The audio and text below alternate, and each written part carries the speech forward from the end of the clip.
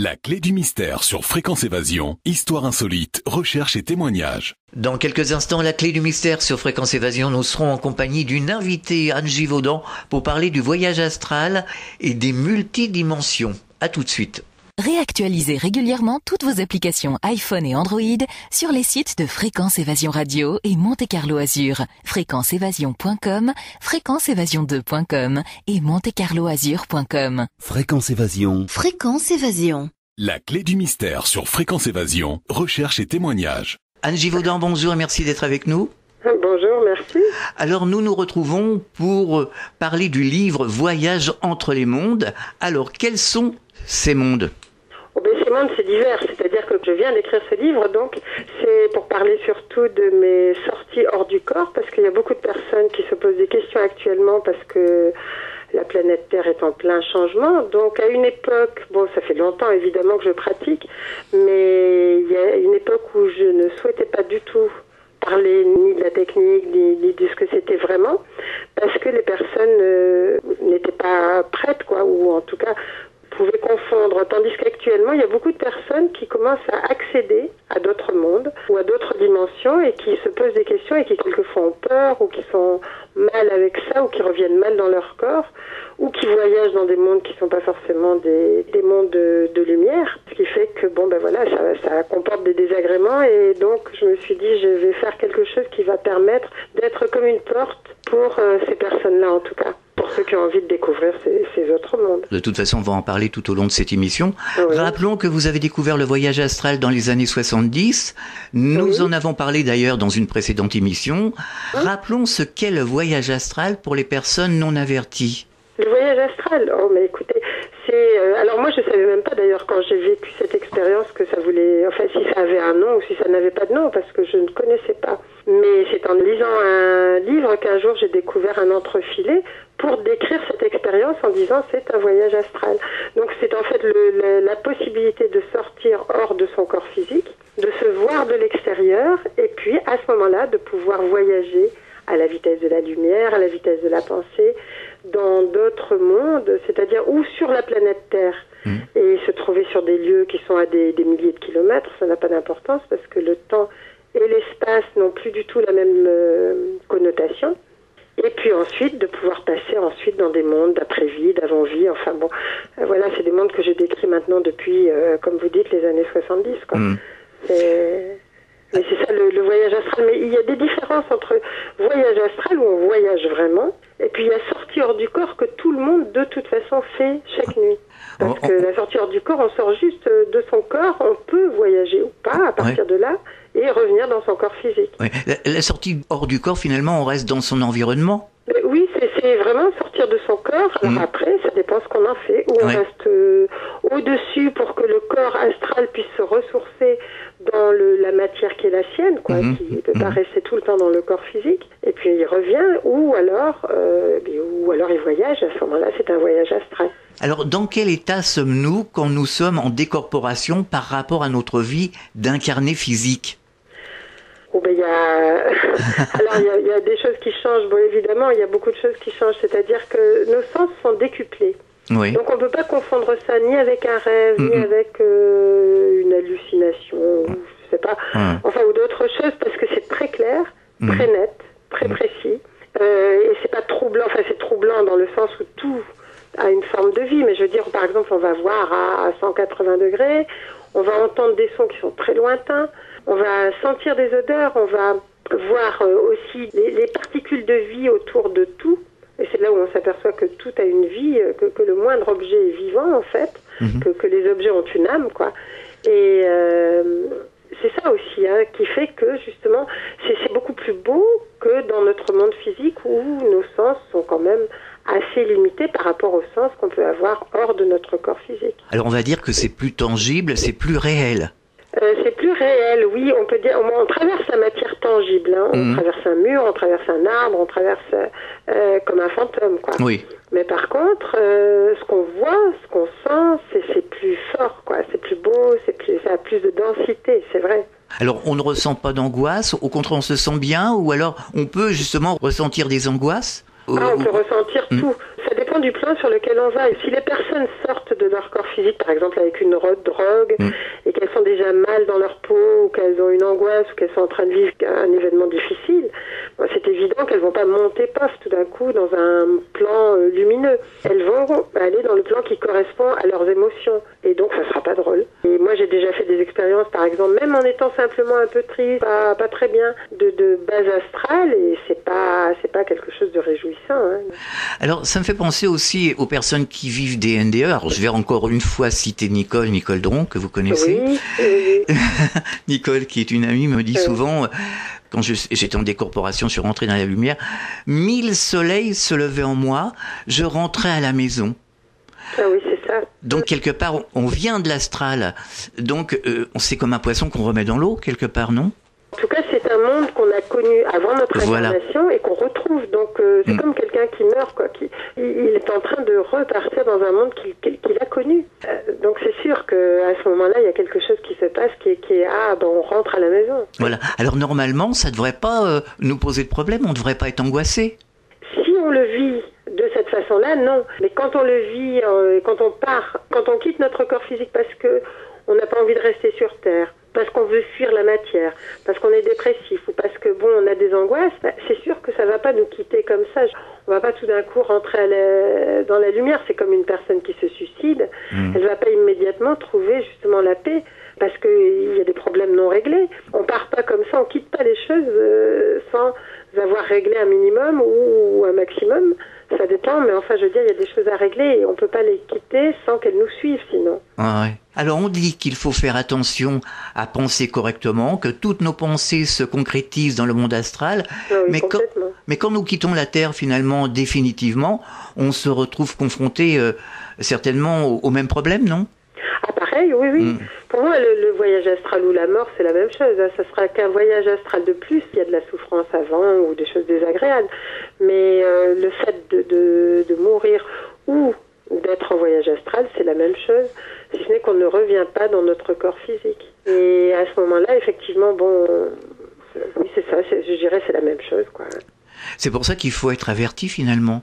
Parce qu'on est formaté dans ce monde physique, sur la Terre, on est formaté, on est habitué. Ah, mais complètement, on est dans une matrice, quoi, et dont on n'arrive pas à sortir parce que, parce qu'il y a comme une chape de plomb qui fait qu'on nous dit des choses, on nous convainc de certaines choses, qui empêchent cette extrême liberté qui fait que si on savait ou si on touchait du doigt cette existence autre, on saurait qu'à ce moment-là, on est infini et qu'on est immortel, qu'on n'a pas de raison d'avoir peur. On en reparlera justement de cette matrice tout à l'heure.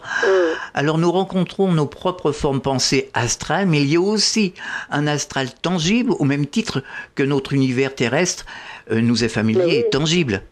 Ah oui, c'est complètement tangible. Par exemple, si je vais dans un monde avec mon corps astral, il va y avoir des objets ou des tables ou des personnes qui sont elles aussi dans leur corps astral et qui à ce moment-là vont être tangibles pour moi. C'est-à-dire que moi, la matière physique, je vais la traverser, mais la matière du plan astral va me paraître comme celle du monde physique. D'accord. Je vais pouvoir la toucher, je vais pouvoir voir des personnes, leur parler, ou communiquer même par télépathie, mais je dis, il y a quelque chose qui se passe du domaine du physique, mais d'un physique plus subtil. On a les mêmes sensations. Quand on parlait tout à l'heure des pensées, c'est évident que ce que je dis souvent, c'est que quelqu'un qui veut rentrer dans une autre dimension, s'il n'a pas guéri en lui certaines pensées, ne pourra pas tenir. Parce que je veux dire, s'il a des pensées de guerre, ou s'il a des peurs, ou des angoisses, et qu'elles se manifestent devant lui immédiatement au moment où il les pense, mais ça fait un cauchemar, quoi. C'est sûr. C'est un monde cauchemardesque à ce moment-là. C'est pour ça qu'on essaie le plus possible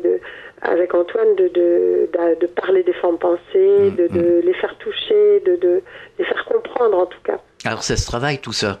Mais oui, et puis faire vraiment comprendre qu'on peut avoir c'est-à-dire qu'on peut être maître de nos formes pensées et de nos émotions. C'est pas les colmater, c'est pas les empêcher d'exister, parce que là ça sert à rien. Ça nous étouffe et c'est tout. Mais au moins, je veux dire, de ne pas nous laisser diriger par elle et d'en être le maître et le directeur, quoi. Ce qui va faire toute la différence. Il y a des solutions. Des solutions pour justement pouvoir maîtriser les formes pensées. Oui. Mais oui, il y a surtout de la pratique, quoi. C'est-à-dire commencer à les comprendre. Déjà, savoir que ça existe. Ensuite, les comprendre. ensuite ne pas s'identifier à elle. Enfin, il y a tout un processus, quoi, je veux dire, qui fait que, j'en parle souvent dans le livre sur la 5e dimension, là, un petit manuel pour un grand passage, et on le fait aussi dans nos stages, parce que c'est toute des étapes, et ensuite les voir de l'extérieur, commencer à s'en détacher, arrêter de les nourrir. Enfin, donc, il y a tout un processus qui fait qu'à un moment donné, ces formes pensées ne vont plus avoir d'existence ou pourront se dissoudre elles-mêmes. On ne peut pas lutter contre elles parce qu'on les renforce. Et puis ce sont nos créations, donc ça sert à rien. Je veux dire, elles sont là pour nous montrer qu'en nous, quelque chose n'est pas guéri. Oui, c'est ça, oui. Mais oui, elles ne sont pas là pour nous détruire, elles sont là pour montrer ça. Ouais. Et tant qu'on ne veut pas voir, eh ben, elles agissent, et comme un secret, elles vont agir. Moins elles sont connues, plus elles agissent, plus elles ont de force. Et peut-être être joyeux, cultiver tout ce qui est positif, tout ce qui est lumineux.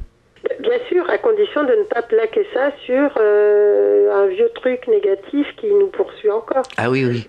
Oui, parce que sinon, si on plaque ça par-dessus, je veux dire, c'est comme mettre de la peinture sur des murs qui tombent ou des crépis qui sont en train de se défaire. Il faut d'abord laisser monter les vieilles choses, les laisser partir, et puis à ce moment-là, on est capable. Demandez à un dépressif d'être joyeux, puis vous allez voir, il peut pas. Il peut pas y arriver parce que derrière lui, il a toute sa charge, d'histoire, quoi. Alors, il y a plusieurs sortes de voyages astraux. Oui, ça dépend. Les différentes sortes. Vous dites plusieurs sortes, c'est-à-dire il peut aussi y avoir un voyage astral dans le voyage astral. Oui. Ah oui. On est comme des poupées gigognes, c'est-à-dire qu'on est constitué de 7 corps différents, mais aussi on peut à chaque étape quitter le corps, l'un des corps subtils, et puis aller encore plus loin, et de plus en plus loin. C'est-à-dire se dégager de chaque corps, on peut sortir du corps astral, aller sur d'autres plans plus lumineux, enfin, et ainsi de suite. Alors, il y a ça, et puis après, plusieurs types de voyages astrales, ça dépend, on peut faire des voyages astraux, où on va faire ce qu'on appelle par exemple des rêves prémonitoires, en se projetant dans un futur proche. Oui. On peut faire un voyage astral dans les mondes d'après-vie ou d'avant-vie. On peut faire un voyage astral sur d'autres planètes. Voilà, je veux dire, c'est infini. Hein. Tout est possible. Tout est possible, oui. Oui.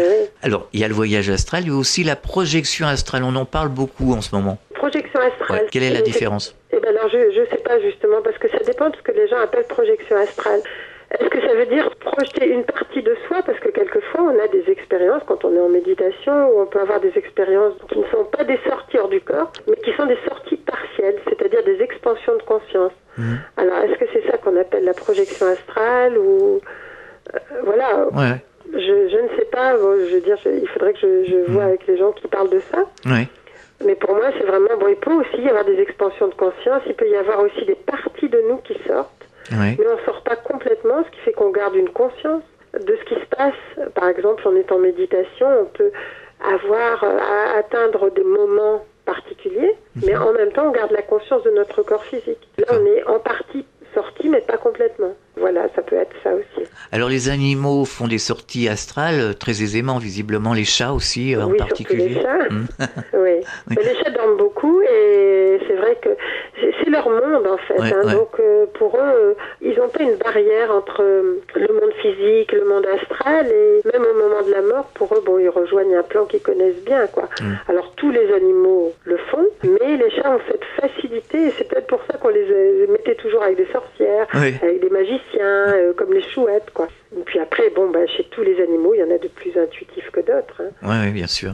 Moi, j'avais une chienne qui voyait quand il y a des êtres qui allaient me contacter ou quand il y a des êtres de la nature qui étaient là, elle les voyait, quoi. Mais ils sont pas tous comme ça.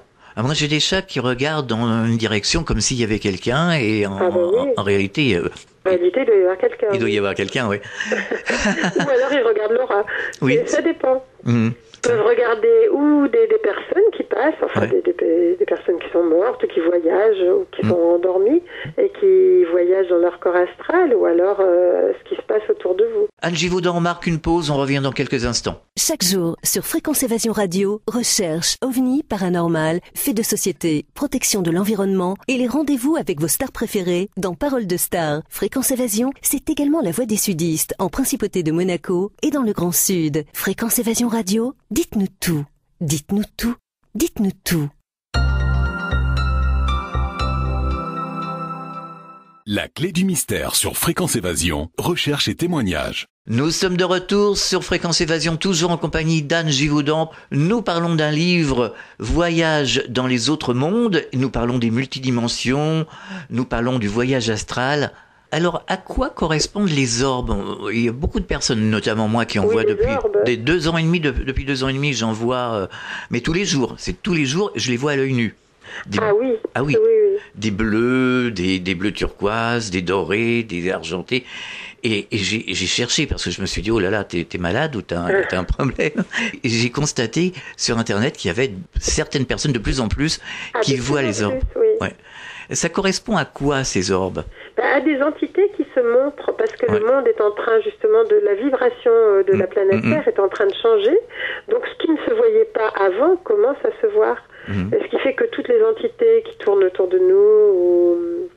Moi, je me souviens, la première fois que je les ai vus au Brésil, et je me suis dit, tiens, je voyais des photos, et je me disais, mais pourquoi ils ont pris des photos floues? Et quand elle m'a expliqué, je me suis dit, et alors, rien que le fait de le savoir, à ce moment-là, j'ai pris l'appareil photo, j'ai pris des photos, et j'avais les orbes dessus, alors que j'en avais jamais eu avant. Ce qui veut dire qu'il y a une conscience quand même. Et qu'au moment où nous, on commence à prendre conscience de leur existence, à ce moment-là, effectivement, on peut être en contact avec ces énergies-là. Elles peuvent être sur une personne, autour d'une personne, ou et elles sont partout, quoi. En fait. Alors, moi, je les vois pas. Donc, en prenant une photo, j'en ai dans les mains, je les vois à l'œil nu, quoi. Je les vois, je peux en voir une. C'est étonnant parce qu'au départ, les gens les voyaient surtout avec les photos et pas à l'œil nu. Et maintenant, si vous les voyez à l'œil nu, donc c'est l'étape suivante, sûrement. Ah oui, tous les jours. Ça fait 2 ans et demi. Et des fois, quand ça me manque, quand je les vois pas, je me dis, oh là là, parce que ça me tient compagnie. C'est des présences, hein. Ce sont des présences, oui. Et comme les petits grains de prana aussi que certaines personnes ne voyaient pas avant.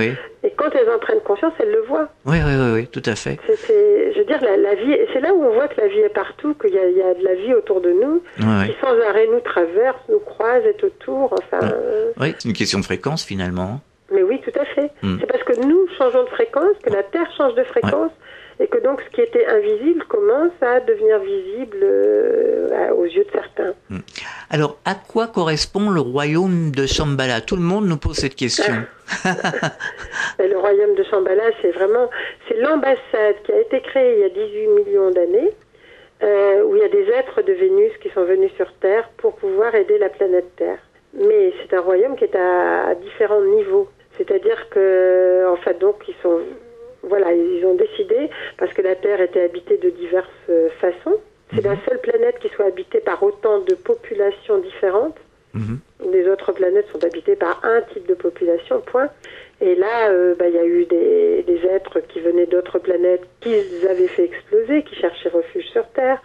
D'autres qui venaient pour aider la planète. Donc, et les terriens.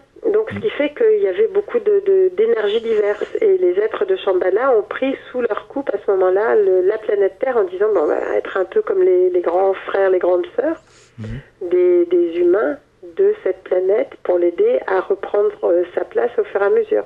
D'accord. Et donc, il y a 3 niveaux. Il y a un niveau qui est le Shambhala physique qui est dans le désert de Gobi. Alors, quand on dit physique, c'est quand même sur un plan éthérique, c'est-à-dire dans le désert de Gobi, nous y sommes allés avec un groupe, mais c'est pas pour ça qu'on va on rentre dans l'énergie du Shambhala, mais on rentre pas forcément dans un Shambhala physique, sauf s'il y a une invitation. Parce qu'il y a une barrière magnétique très forte autour du lieu de Shambhala, qui ne s'appelle plus Shambhala actuellement d'ailleurs. On connaît toujours le nom lorsqu'il est révolu, parce que le nom a une énergie, et donc voilà. Et ensuite, il y a ce qu'on appelle l'Agartha, c'est-à-dire la terre creuse. Oui. Ça, c'est une autre partie de Shambhala. Et puis, il y a le Shambhala himalayen, mais qui maintenant aussi se déplace avec une énergie féminine du côté des Andes. Donc, il y a aussi ce type de Shambhala qui est plus spirituel. Enfin, voilà, tous ces niveaux sont importants. Et commencent, par exemple, les êtres de l'Agartha ou les êtres de la terre creuse commencent aussi à contacter les humains. Le peuple animal, le peuple de la nature, enfin tous ces êtres-là commencent à vouloir à accepter plutôt de rentrer en contact avec les humains. Et Shambhala, donc c'est cette ambassade qui émet des énergies pour que la planète puisse continuer sa course avec le moins de perturbations possible, mais elle n'évite pas les perturbations. Je veux dire, elle ne peut pas empêcher les expériences de se faire, mais elle va adoucir ce qui pourrait se faire. Et petit à petit, ils sont en train de laisser la place à des énergies, enfin d'êtres humains qui pourraient les remplacer petit à petit pour que la Terre prenne son autonomie aussi. Alors il y a beaucoup de confusion dimensionnelle, je dirais, de mauvaises explications. Selon vous, quelle est la différence entre des entités extraterrestres qui évolueraient en 5, 6e dimension ou autre et les disparus? Ah ben c'est pas du tout pareil. Les disparus, vous voulez dire les personnes qui sont mortes? Oui, alors les personnes qui sont mortes, bon, je veux dire, elles vont sur un plan qui leur correspond, qui fait partie des mondes d'après-vie, quoi, hein, sur des plans subtils. Et là, ils vont retrouver les personnes qu'ils ont connues. Enfin, il y a toute une vie qui va se passer. Mais je veux dire, ça ne veut pas dire qu'ils sont en contact avec des êtres de l'espace. Les êtres de l'espace sont vraiment d'autres dimensions, d'autres planètes. Ça peut être la 8e, la 20e. Il y a des tas de dimensions différentes. On est, nous, que dans la 3e, ce qui est vraiment une petite dimension. Et les êtres de l'espace, eux, c'est complètement différent. Je veux dire, ce sont des êtres qui ont une vie et une civilisation et en même temps des connaissances qui sont beaucoup plus importantes que les nôtres, déjà au niveau de technologie. Ensuite, selon les planètes, il y a des êtres qui sont là pour aider la planète Terre, il y en a qui sont là pour juste regarder en tant qu'observateurs, et il y en a qui sont là en se disant, ma foi, c'est un endroit intéressant, on pourrait peut-être le conquérir ou... Enfin, disons, avoir en même temps sa population un peu à notre service, quoi. Donc, il peut y avoir des tas de sortes, je veux dire, de la même façon que ce qu'on a fait, nous, dans les colonies ou ailleurs, quoi.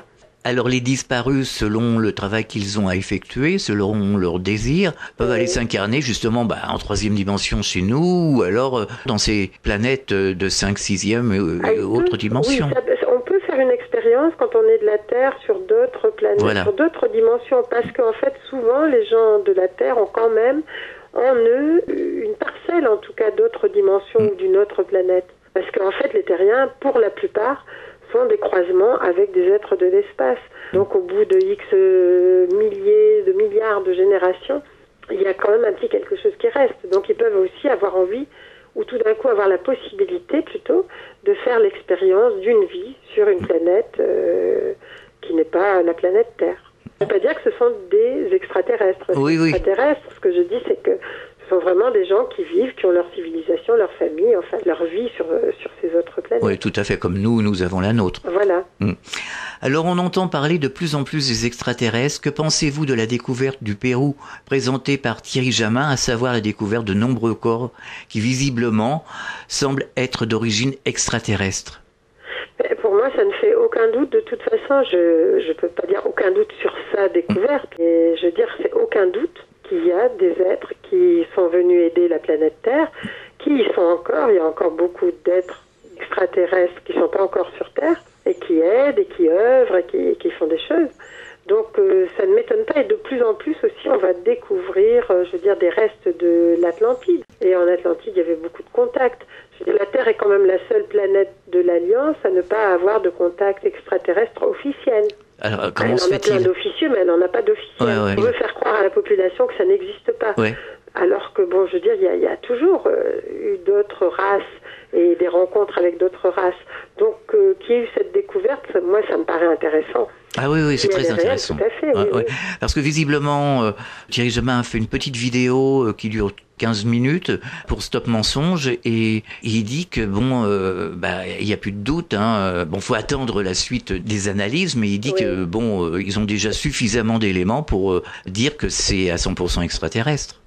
Ben oui, donc moi ça ne m'étonnerait pas, de toute façon ça me paraît tout à fait intéressant, tout à fait logique, c'est normal quoi, parce que on va faire des découvertes de toute façon, on en a fait, mais elles ont été cachées, mais il y a des découvertes par rapport à l'Atlantide, il y a des découvertes par rapport aux extraterrestres, mais jusqu'à présent c'était caché. Ce qui m'étonne, c'est qu'il n'ait pas eu d'ennui, c'est que on laisse dire ça, vous savez, avec le net ça va vite, les informations filent et puis on ne peut plus les arrêter. Ça veut dire, il y a beaucoup de gens qui ont été bloqués, ne serait-ce que pour l'énergie libre ou pour d'autres choses, je veux dire, qui au bout d'un moment sont bloqués dans leur avance quand même. Et c'est l'époque, c'est peut-être une époque de révélation. Donc, peut-être, mais ouais.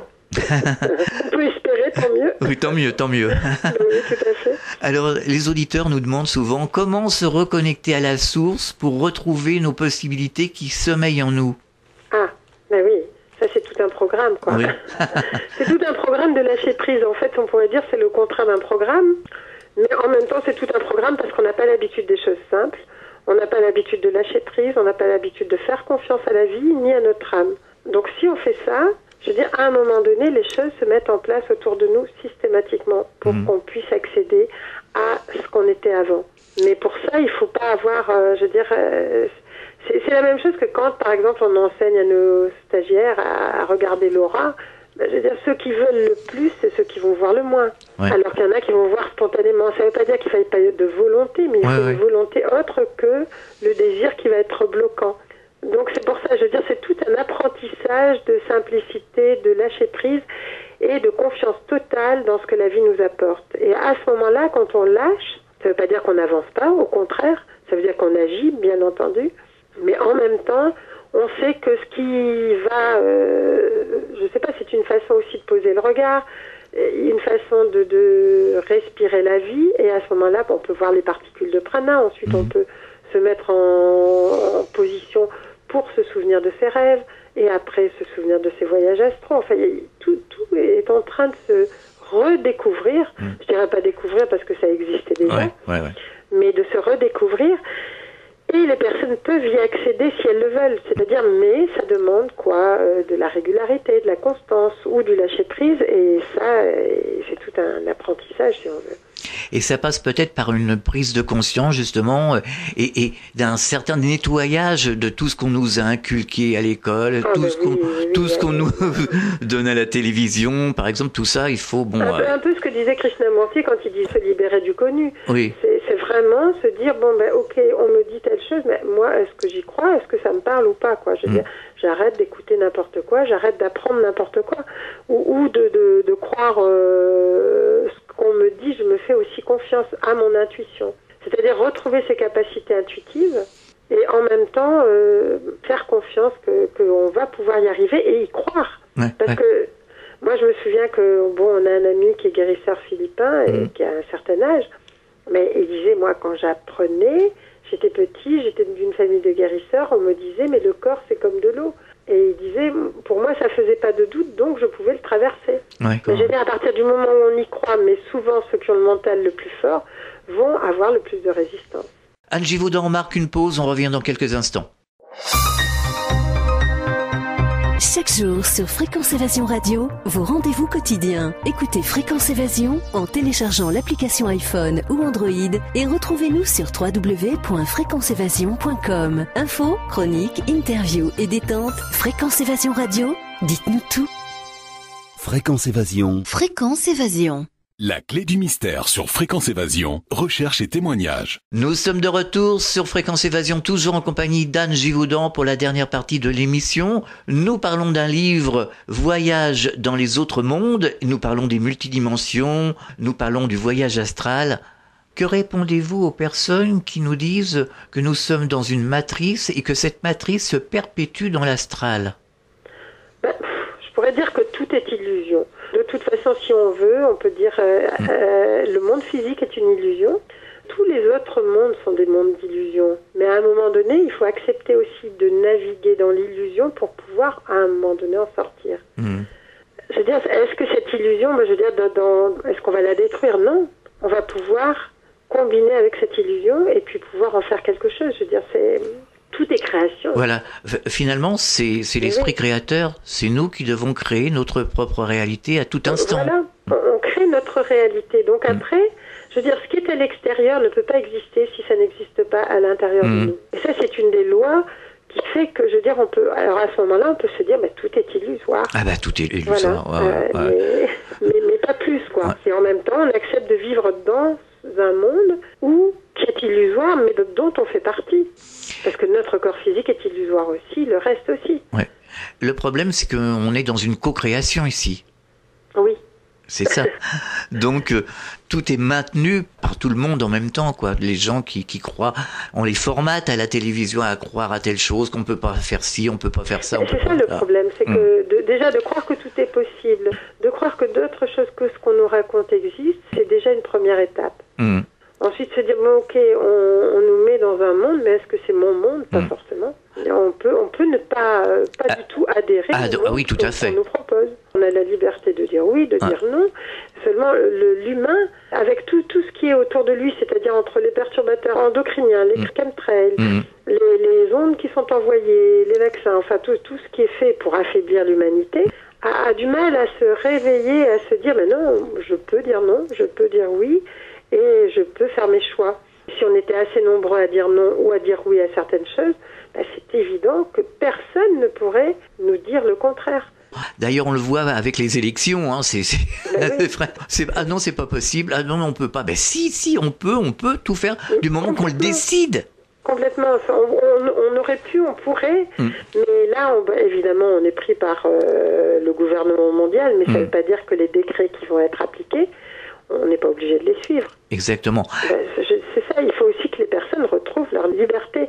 Mais c'est difficile, et ça je le comprends, parce que toutes les substances sont faites pour que les personnes soient de plus en plus léthargiques. Alors comment se fait-il que ces substances n'ont pas d'action sur certaines personnes? Elles n'ont pas d'action sur les personnes qui vont avoir déjà commencé à vibrer à un taux vibratoire un peu plus haut. Ne serait-ce que par la qualité de leur vie ou par l'attention qu'ils vont mettre à certaines choses ou la qualité de leur pensée. Parce que à ce moment-là, je veux dire, tout ce qui est envoyé ne peut toucher les organismes qu'à un certain niveau. Pas tous, évidemment, on est tous fragiles à tous les niveaux, mais plus ou moins. C'est ça qu'il faut vraiment comprendre. Ça, je suis en train de justement d'écrire sur les implants, les parasitages. Et justement, il y a une partie où, effectivement, qu'est-ce qu'on peut faire? Mais on peut faire... C'est-à-dire à partir du moment où on peut dire non, à partir du moment où on vibre à un niveau différent de ce qui est parasite ou de ce qui est implant ou toutes ces énergies-là, on peut ne pas les activer ou les dissoudre ou qu'elles n'arrivent jamais sur nous. Ouais. Quelque part, c'est un peu comme sur Terre, comme ici. On vit avec des criminels, on vit avec des gens peu fréquentables, mais pour autant, on n'en voit jamais parce que ça n'a aucun intérêt pour nous. Exactement. Voilà. On invite qui on veut à notre table. Tout à fait. Il y a des personnes qu'on ne verra pas sur sa route. Je veux dire, à moins qu'il y ait une histoire karmique avec elles, mais sinon, on ne les voit pas. Alors qu'elles existent. Ouais. Bien sûr. Alors les auditeurs voudraient que vous nous parliez des soins esséniens et ce que ça peut apporter justement dans notre vie. Mais les soins esséniens, ce sont des soins qui sont extrêmement anciens. C'est-à-dire qu'ils étaient déjà pratiqués à l'époque de l'Atlantide et ils ont été appelés esséniens parce que c'est à l'époque essénienne qu'on les a connus de la même façon qu'on connaissait la médecine chinoise ou la médecine ayurvédique. C'était les soins du Moyen-Orient connus. Et on pourrait dire que ce qu'ils apportent, c'est-à-dire ils vont travailler sur tous les plans. C'est-à-dire, ils vont pas travailler sur un seul plan, mais je veux dire, le soin qui va être donné, il y a de la chirurgie subtile aussi. On considère tous les circuits énergétiques, la chirurgie subtile, les formes pensées, qui est un gros morceau au niveau des soins esséniens.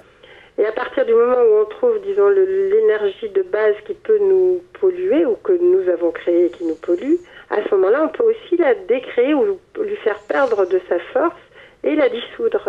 Et en soins esséniens, on le dit toujours de toute façon, mais sans doute dans beaucoup de médecine énergétique aussi, on travaille, nous, avec la lumière, on travaille avec le son.